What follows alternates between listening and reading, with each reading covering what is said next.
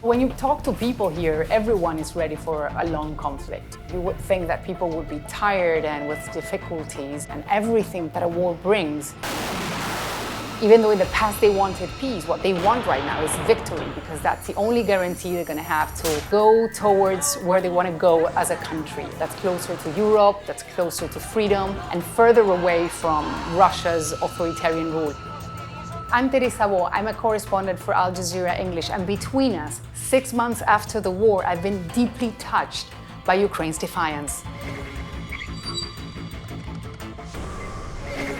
It was Independence Day, but it was celebrated in a different way. It had a different meaning.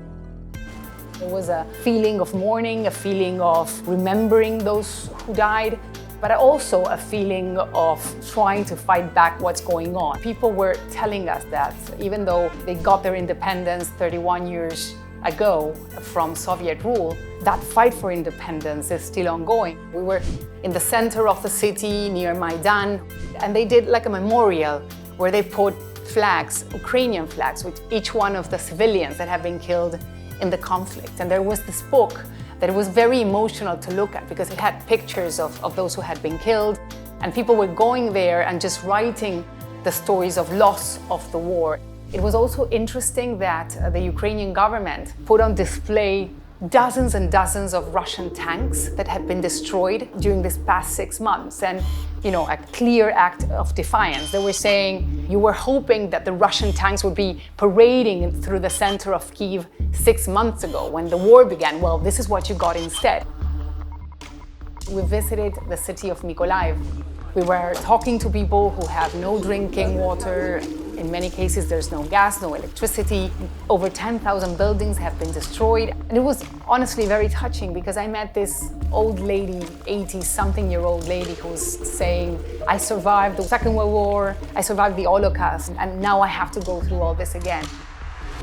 We know that in the front line, the situation is dire. I've heard reports of doctors having to amputate limbs instead of trying to repair them just because they do not have the resources. We met Ukrainian doctors who are doing the best to assist those in need, but it was very interesting because there were foreign doctors from the United Kingdom who came there to help. Most hospitals in Ukraine, the medical supplies they have, the instruments they have to treat the patients are very old. So they're all like improvising ways and trying to assist people there. The equipment they've got here is about Second World War era, and so we are using kind of techniques that would have been used in those times. What it looks like right now is that this is a war of attrition, and what many are worried about right now is what's going to happen in winter when it's freezing, when soldiers are out there and the temperatures go below zero. Ukrainians believe this is going to give them some advantage over Russian soldiers, but at the same time, for Russia, they have gas on their side. Thousands of people have lost their lives. Thousands of people have been injured. Millions have been displaced. What President Zelensky is saying that peace will only be achievable once Ukraine has recovered its territory. But, you know, on the streets and in territories that have been like suffering this war, people know that this is not going to end anytime soon.